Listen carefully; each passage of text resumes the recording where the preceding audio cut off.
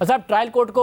7 دن کا وقت دیا گیا، انہوں نے 3 دن میں فیصلہ کر دیا اور کہا کہ جی ان کے وکیل ہی جواب نہیں دے رہے تھے عمران خان صاحب کے، اور جو بنیادی اعتراضات تھے ان کا جواب بھی دیا ہے۔ آپ کو لگتا ہے ابھی بھی روم ہے، گنجائش ہے کہ عمران خان صاحب کو اسلام آباد ہائی کورٹ سے ریلیف مل جائے، یا پھر سپریم کورٹ کی طرف ان کی نظریں ہیں تو وہاں سے ریلیف مل جائے؟ دیکھیے خانزادہ صاحب، اسلام آباد ہائی کورٹ کا جو فیصلہ تھا، ٹرائل کورٹ نے منوعاً اس فیصلے پر عمل کیا ہے۔ ٹرائل کورٹ کے سامنے اسلام آباد ہائی کورٹ نے 8 سوالات رکھے اور ٹرائل کورٹ نے ان 8 سوالوں کا بھرپور طریقے سے سماعت کرنے کے بعد اس کا مکمل طور پر تسلی کے ساتھ جواب دیا ہے، اور تمام قانونی نظائر کا، قانونی شکوں کا، ہر چیز کا حوالہ دینے کے بعد ایک بڑا مضبوط اور دلائل سے بھرپور ایک فیصلہ تحریر کیا ہے۔ ایک بات تو یہ ہے۔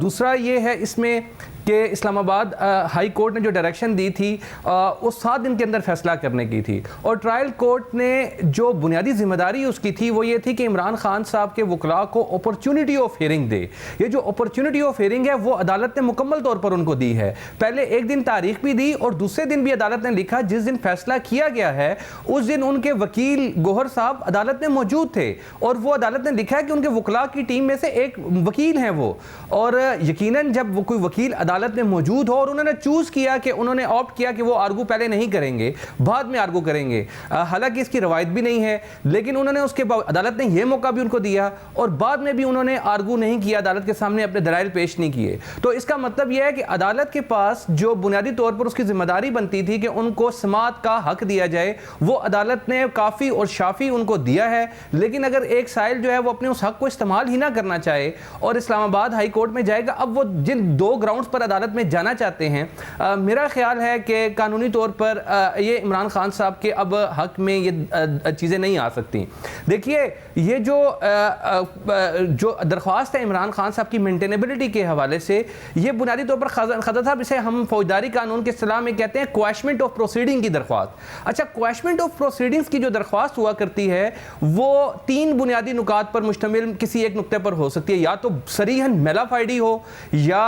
پروسیکیوشن کی، جبکہ اس کیس میں تو یہ فیصلہ ہی الیکشن کمیشن کے 5 ممبران کا ہے، چیئرمین الیکشن کمیشن کا ہے، انہوں نے ریفرنس بنا کر ایک پوری قانونی کارروائی کے ذریعے، پوری ایک انکوائری کے ذریعے اس کو بھیجا ہے، اس لیے میلا فائڈی کا یہاں کوئی تصور پیدا نہیں ہوتا۔ دوسرا یہ ہے یا وداؤٹ جورسڈکشن ہو اور کورم نان جوڈس ہو، کہ وہ عدالت ہی غلط بنی ہو یا اس عدالت کا اختیار سماعت بھی نہ ہو۔ اب عمران خان صاحب کے وکلاء کا یہ موقف عدالت کے سامنے نہیں ہے کہ ٹرائل کورٹ کا جس کے سامنے یہ مقدمہ زیر سماعت ہے اس کے پاس اختیار سماعت ہی بنیادی طور پر حاصل نہیں ہے، ان کا ایسا کوئی کلیم نہیں عدالت کے سامنے، وہ اس عدالت کی جورسڈکشن کو تسلیم کرتے ہیں۔ تو پھر اس کے بعد کویشمنٹ کا تو کوئی تصور پیدا نہیں ہوتا۔ اب یہ جو ٹیکنیکل نکات ہیں کہ جس شخص سے ریفرنس دائر کیا گیا وہ کیا اتھورائز تھا یا نہیں تھا، یہ بڑے معمولی نوعیت کے تکنیکی وہ ہیں، اور ان بنیادوں پر کویشمنٹ آف پروسیڈنگ نہیں ہو سکتی۔ اور دوسری بات یہ ہے کہ ہمارے ہاں عدالتوں کے متعدد نظائر یہ موجود ہیں کہ نمبر 1 کہ جب کویشمنٹ آف پروسیڈنگ اس وقت تو بالکل نہیں ہو سکتی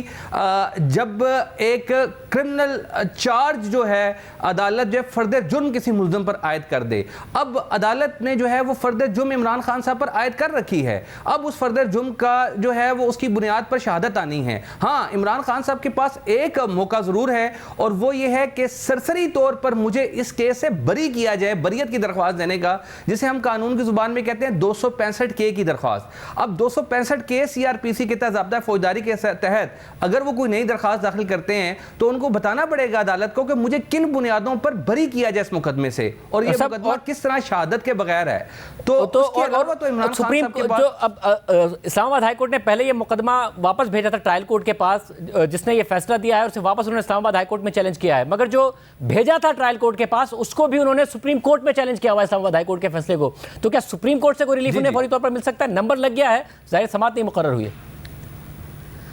دیکھیے یہ تو سپریم کورٹ کے رجسٹرار آفس اور سپریم کورٹ کے چیف جسٹس صاحب مارکنگ کرتے ہیں، اسی کے مطابق ہوتا ہے۔ پچھلے دنوں ایک قانون آیا تھا، اس پر سپریم کورٹ نے خود ہی اسٹے دے رکھا ہے کہ جس میں کہا گیا تھا کہ ارجنٹ نوعیت کا اگر کوئی مقدمہ ہے تو اس کو 15 دن کے اندر فکس کیا جائے۔ سپریم کورٹ میں مقدمات کے فکس کرنے کا ایک اپنا طریقہ کار ہے جس میں وقت لگتا ہے، اور یہ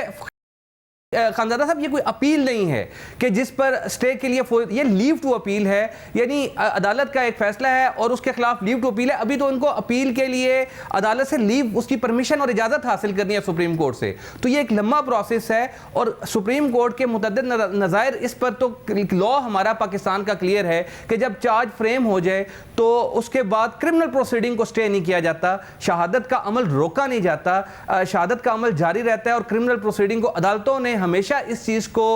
ڈسکریج کیا ہے کہ پاکستان میں کہ کرمنل پروسیڈنگز کے خلاف سٹے دیا جائے اور اس کو روکا جائے. عمران خان صاحب کو یہ جو ریلیف ملا تھا یہ ایکسٹرا آرڈنری ریلیف تھا، اسلام آباد ہائی کورٹ نے دیا ان کو، اور